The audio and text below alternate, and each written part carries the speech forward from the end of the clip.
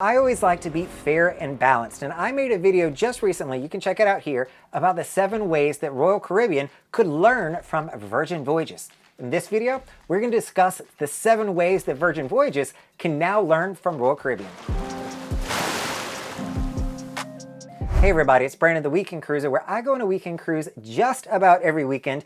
And when Virgin Voyages came into the market, they intentionally set out to do things differently. And they said, you know what, we know what the other cruise lines are doing. We want to do it totally different. They got some things right, which I talked about in that video earlier.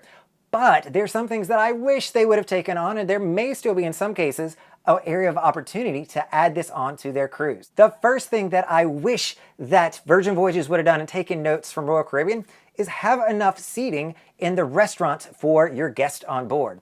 Now, this is a big pet peeve of mine for Virgin Voyages. The food is their biggest win. Their food is better than anything else on the cruise lines that I have gone on. But you are not guaranteed a spot in those restaurants each night. They sell out. They did not build the ship's restaurants with enough space to handle the volume of passengers that are there. They were hoping more people would go up to their galley or the buffet, but that's just not the case. The word's out that the food's really good. We want to be in those restaurants, and it doesn't always happen. And if you go on Virgin Voyages and you don't make it into a restaurant, talk about being frustrated because they just didn't build them with enough space. The second thing that I wish they would have done is put some hand washing stations when you walk into the galley. This is their food hall. It is not technically a buffet. You walk in there and they have pre-made food that they will serve you. You can now line up. Used to, you had to sit down and they would bring it to you. Now you line up and they're going to serve it to you. But I still think from a hygiene perspective, it's nice to have hand washing stations or sanitation when you're walking into a food establishment. The great place to do this, or easy place to do this, would be in the galley, and they didn't do it. I also miss a washy-washy person. Having somebody there saying, hey, wash your hands, no washy-washy, no foodie. That gives people accountability, and they are more likely to actually take action, wash their hands, and stop the spread of germs on board the cruise ship. The third thing that I'll mention is on Royal Caribbean, when you book an early seating at 5:30 or a late seating at 8 o'clock, you know that you're going to have a show either before or after that you can go and see in the theater.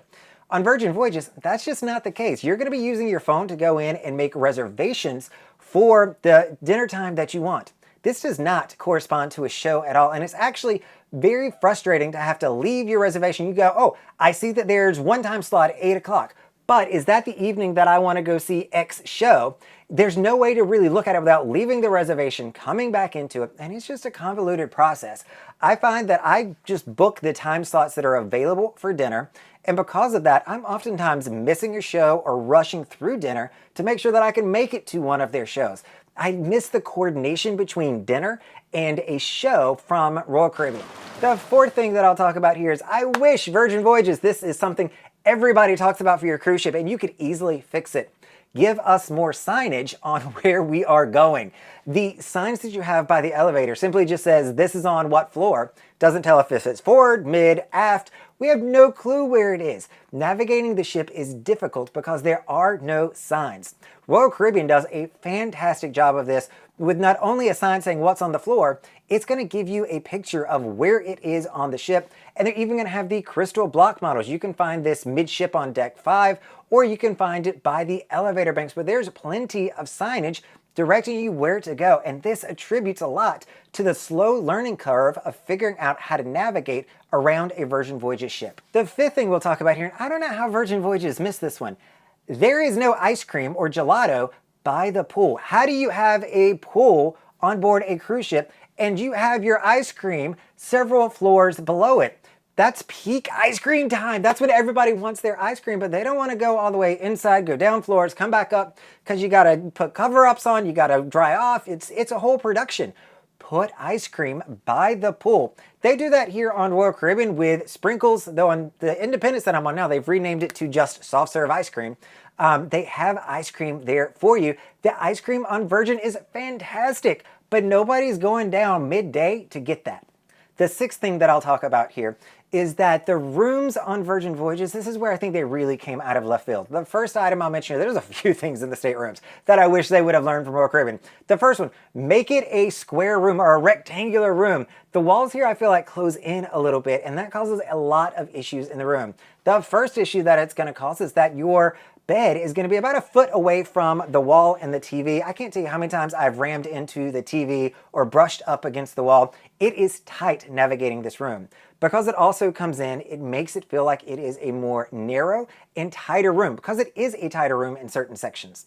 You're also going to find the desk, unlike this one being a true rectangular desk, is going to be a guitar pick because they just didn't have the space to put in a regular desk.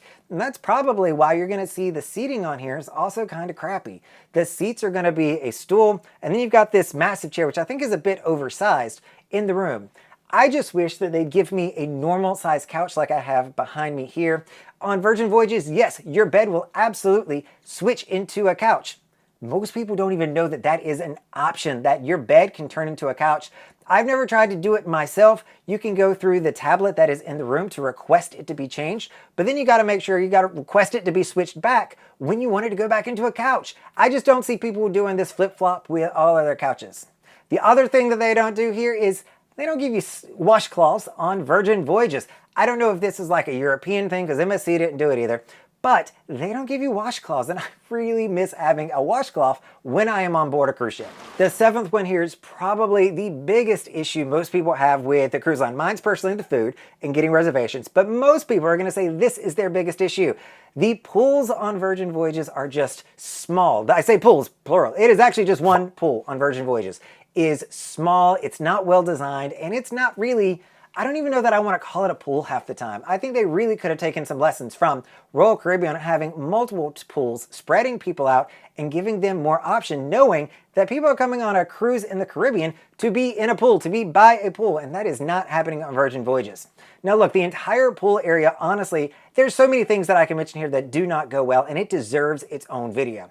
So if you're looking at going on Virgin Voyages or trying to figure out, what that experience is going to be different, make sure you're watching this video just to see how bad those pools are. All right, everybody, this is Brandon, the Weekend Cruiser. Hoping to see you on a weekend cruise soon.